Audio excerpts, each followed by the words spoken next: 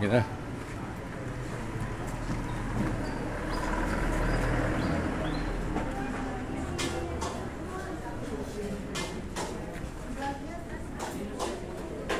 Dadasal pa yata eh.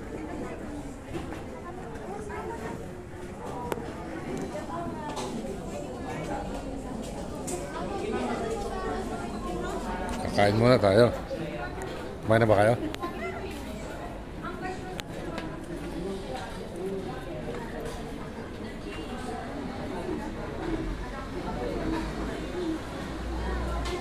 Ha?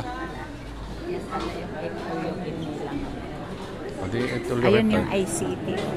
Ayun ba yan? Papatayin ko muna. Titiniyon ko. Nauna talaga.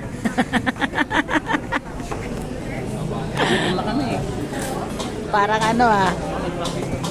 Ayan guys, ito po yung 8 all you can ni Diwata. Ayan guys, kung makikita nyo yan guys, so di ba ang sasarap.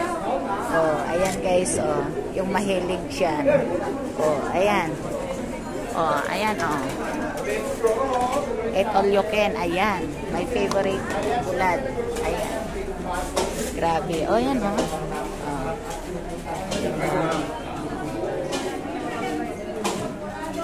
Sakay ka? Yes. Sila kayo always. Siyempre. Ay po.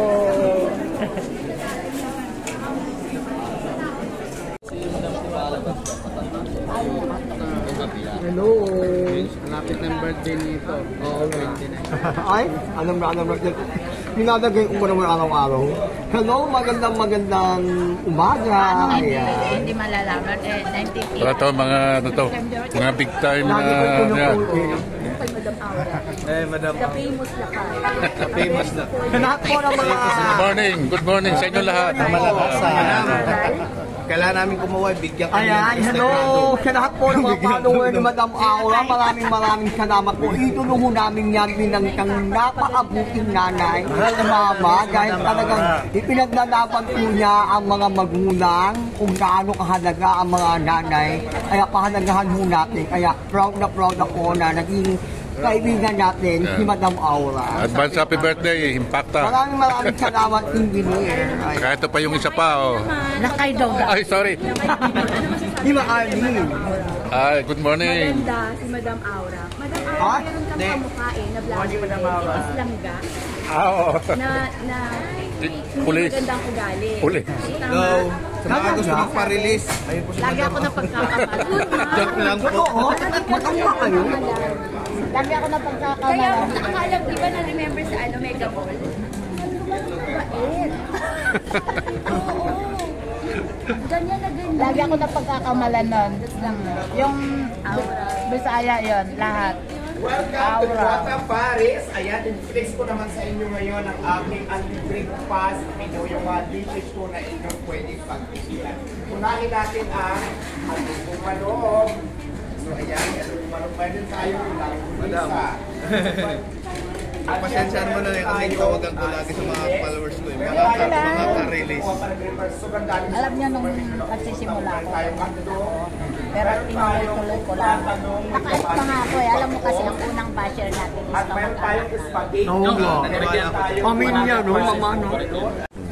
Video na. Amoy tuyo ka. Madam Aura, eh. Ayan guys, sa mga oras na ito ay kung inyo napapansin ang kurbatang suot at may hawak ang bag na kulay gatas. Dirty milk ang tawag nito. pupunuin niya doon. Gusto nyo ba ipag-reveal natin ito? Anong naman yan? Ako, Nila naman, ang red bag natin.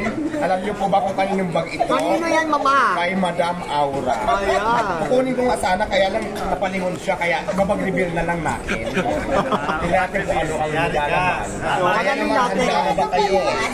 Ang nilalaman, Madam Aura ay... Huwag ako, bawal sinipa. Isa is. Meron. Cucumber, ito pala mga sikrito. At syempre, may dalawa siyang mamahaling cellphone na fully paid. Hindi utang yan, ha? Oo. At syempre, mawawala dito ang pang-retouch. Yes. Ang pang-retouch si Madam Aura, blush on. Gamitin ko na sana, wag na lang. Baka ma-allergy. At syempre, ang nilalamang. Ako, wag! Bago ko i-reveal ko ang nilalamang. Pakita na. Ay, punong-puno ah. Ibabalik ko, baka may mawala, mapagrintangan nyo ako. Tapos syempre, hindi mawawala ang alcohol. Nasaan ang mga alahas? Tapos syempre mga IDs, huwag na natin ipakita kasi mga confidential na yon. So yun lang ang ating bag reveal ngayong umagang ito. Ito ang bag read ni Madam Aura ngayon on the spot. Kasi tsaka na kasi na-request kasi ng mga audience, ayun naka-live siya. Sabi na i-bag reveal mo daw yung bag ni Ma'am Aura. Maraming salamat audience. Nabalik ko na yung alcohol, baka may bulsa ko pa ito. Thank you, maraming salamat. Madam Liwata and Madam Awa. Arlene, biglang awa. Yung mga gusto na pumunta nga pala dito sa Paris branch. Mayroon po kami, mayroon talaga, kala mo may-ari na rin ako. Mayroon po kami, at breakfast, Saturday, Sunday po yan, 169 pack. Ano yan, 169 pag Sunday. Sabado. Ay, pag Sabado. Pag Linggo, 189. Ito naman guys is 189. Mura na. Sobrang dami pa. Mabusog talaga kayo. As in talaga guys na. Kung ako sa inyo guys yung 189, saan ba makakarating yun pag nandiyan kayo sa labas? Tama. Paris overload lang po talaga yun. Dito lang po sa Quezon City. Madam Aura na kayo? Ayan guys. Madam Aura. Madam Aura. Pumunta na po kayo dito para matikman nyo yung napakasarap na Idol Diwata dito sa Quezon City branch. Ay, ano pang hinihintay ninyo? Kumain na ba kayo? Kumain na kayo! Now na!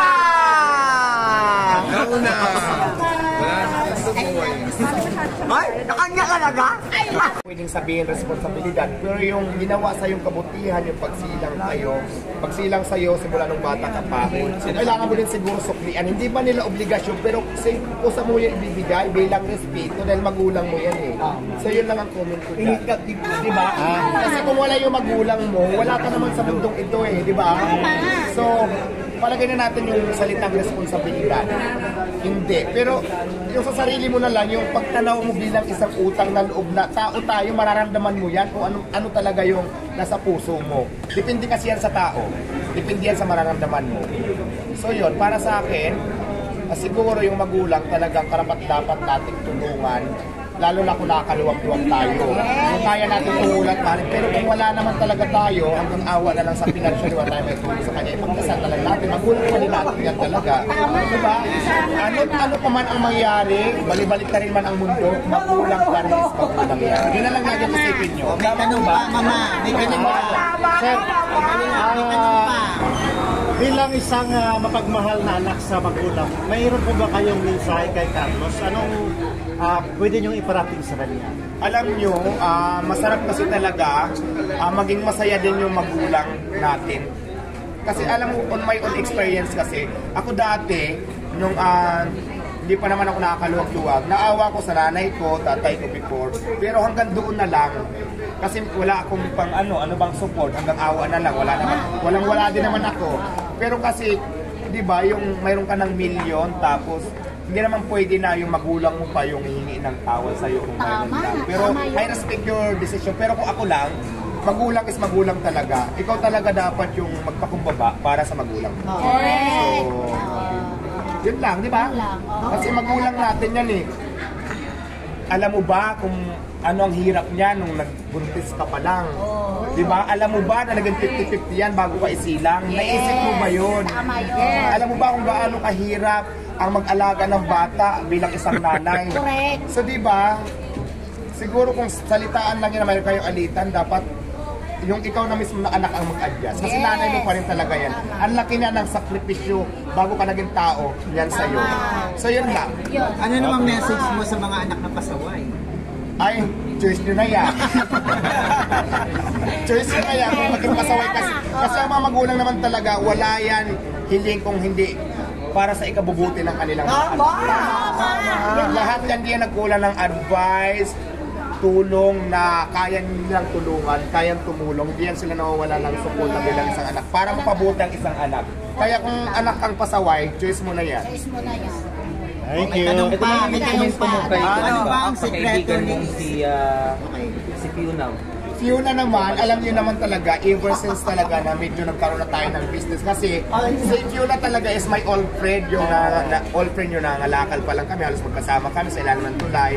Tapos since na nagkaroon ako ng business, mas naging priority ko sila. Ilang business ko na silang tinulungan na ganyan lagi, same situation lagi yung papasok, ilang araw lang alis, papasok, ilang araw lang. So ngayon, di ba, binigyan na natin siya ng chance, pinapasok natin dito sa Quezon City branch natin, pinaganda, pinalipan. Pero hindi ako nanunumbat, kumbaga tinatag mo lang naman ako eh. Kinukwento lang. Para maging maayos ang lahat. Pero wala namang walang dahilan, umalis ulit, kasi yun ang gusto niya. Wala natin magagawa nung basta yung part na pagkakaibigan nyo, ginawa mo naman para makabuti sana, makaangat doon sa konting stage ng kahirapan sa buhay para maging maayos, maging distinctive bukod doon sa pangalakan ng trabaho niya. Yun ang gusto niya, wala tayong magagawa doon. Pero nagpaalam naman siya. Parang ayaw niyang magbago naman.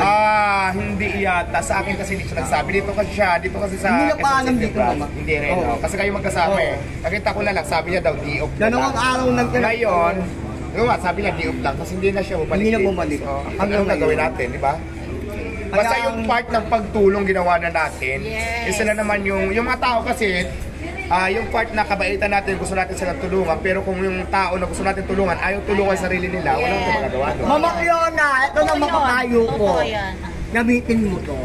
At ito. Yes. Okay, salamat. Para naman sa amin, Any more guys, questions? Ayun nga. Wala nang tanong? Parehas kasi kami ni Madam, may tanong ako. Diwata. Let's go. Bilang dito po ko sa Quezon City, ang tanong ko po, magkakaroon po ba ng cheesy boneless bangus dito sa Quezon City? Yes. Yes. Magkakaroon yan. Thank you po, madam. Ayan para sa akin naman ito, sana makarating to yung message namin ni Idol Diwata doon kay Yulo at saka doon sa partner niya. Alam nyo kasi guys, bilang isang ina kasi naging ina na rin ako, syempre nandyan pa yung nanay ko, nandyan pa rin yung biyanan ko.